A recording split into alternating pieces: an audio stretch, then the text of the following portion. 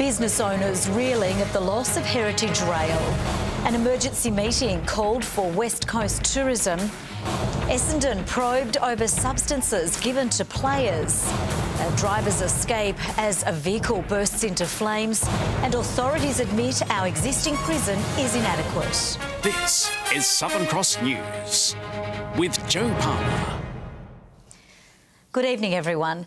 The West Coast community is devastated tonight with the announcement the Wilderness Railway will stop operating after April. The closure will affect more than 100 businesses now facing an uncertain future. But the region says the train hasn't run out of steam and is preparing to fight to keep the tourism icon on track. Steaming up for the first time since the announcement. While railway staff kept a smile, there was little for Tracks Cafe owner Joy Chappelle to be happy about.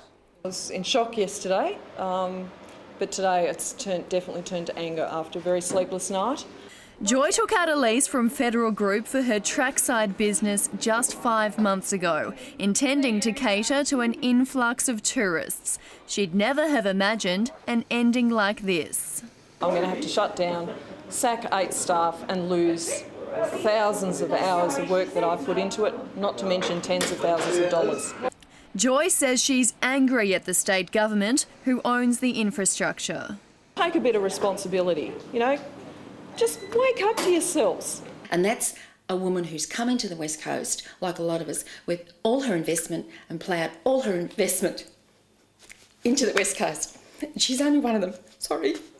Brett Cannon took over the West Coaster Motel a little more than a year ago and had planned a $250,000 upgrade. We've spent over $150,000 already on the property, but as of last night, the news, that's all ceased. Everything's been put on hold now. He says 70% of his clientele come to the West Coast for the railway experience. It's hard to put a dollar figure on that sort of market, but you're looking anywhere yearly, $500,000 more. The railway was built in the 1800s and after closing in 1963, it was reinvigorated in the 90s.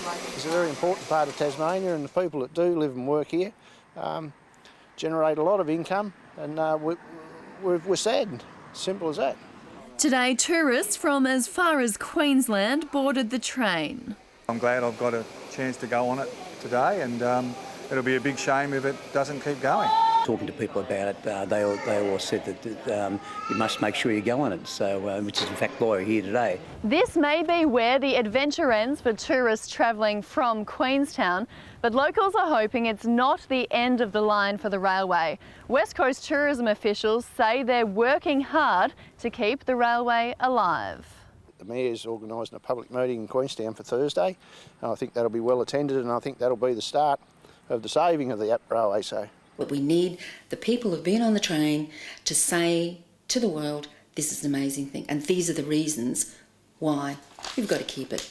West Coast Tourism says it will lobby the state government for action, everyone hoping for light at the end of the tunnel. Madeline Slattery, Southern Cross News.